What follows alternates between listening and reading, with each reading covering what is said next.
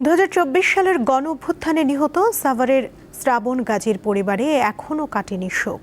মালয়েশিয়ায় software engineering পড়া শ্রাবণ দেশে ফিরে অংশ নেন বৈষম্য বিরোধী ছাত্র আন্দোলনে। এক পর্যায়ে গুলিবিদ্ধ হয়ে মারা যান তিনি। শ্রাবণ গাজীর স্মৃতি রক্ষায় কোনো সড়ক বা স্থাপনার নামকরণের দাবি তার পরিবারের।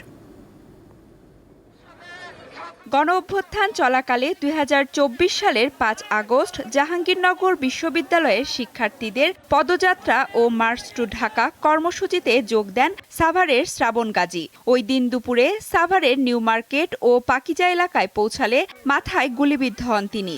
এতে ছেলেকে হারিয়ে আজও থামেনি তার বাবা মায়ের আহাজারি।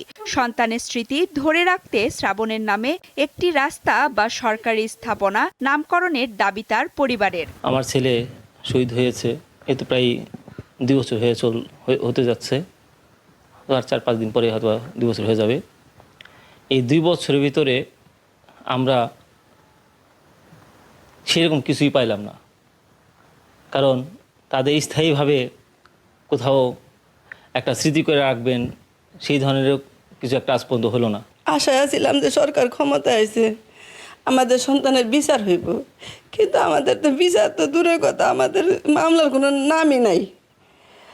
আর তারপর আশায় ছিলাম যে সন্তানরা তো আর পাবো না, যে সন্তানের বিচারটা যদি আমরা দেখে যেতে পারতাম, তারপর আত্মার মধ্যে একটু শান্তি পাইতাম। 2টা বছর পার হয়ে গেছে, কোনো কিছু দেয় না। গণ-অভ্যুত্থানের 2 বছর পেরিয়ে গেছে, কিন্তু শ্রাবণ গাজীর পরিবারের সবাই যেন থমকে আছে। সন্তান হারানোর শোক আর বিচারের অপেক্ষায় দিন কাটে তার স্বজনরা।